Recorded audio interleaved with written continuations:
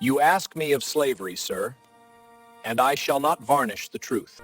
It is a moral depravity, a hideous blot upon the character of the nation to which I have bound up my faith. I have lived long enough to see that providence does not excuse the sins of any people. I freely confess that I did not do all that I wished or ought to have erased this evil from our land. In this I stand accused with many of my generation, and I bow my head to the charge. For I have said before, and say again now, I tremble for my country when I reflect that God is just. His justice cannot sleep forever. A society founded upon the rights of man cannot long endure, while it holds a part of those same men in bondage. This contradiction has weighed upon my mind with the heaviest sorrow. You ask why I did not simply lay down the chains at once. Would that it were so easy a wish. Virginia's laws in my early years scarcely permitted manumission at all.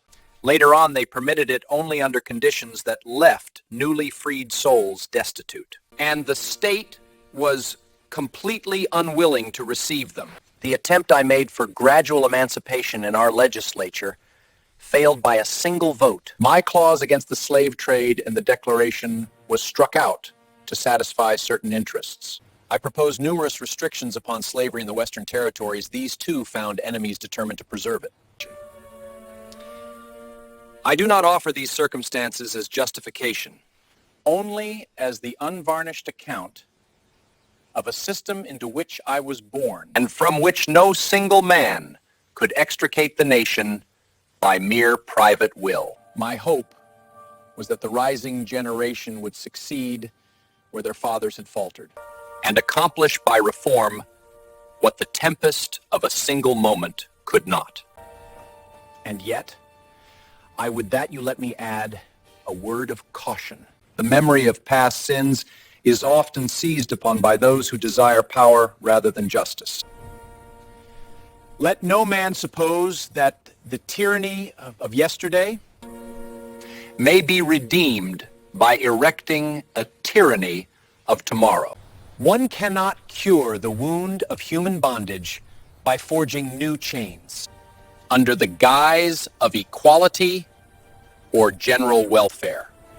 Whenever the state lays claim to the fruits of a man's labor, or presumes to direct him in all the pursuits of life, it commits an offense not different in spirit from the bondage we condemn. a free people must learn from the errors of their fathers, not imitate them in new forms. If we would avoid the judgment of heaven, let us secure to every man the rights of property, of conscience, and of self-direction, and let us proceed with charity toward one another, but with firmness against all systems that make the citizen the instrument of the state.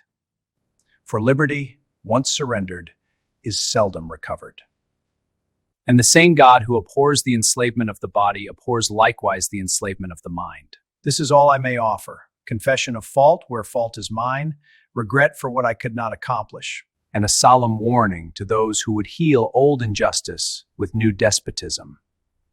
Let the past instruct us, but let it never rule us. This is Thomas Jefferson, bidding you adieu.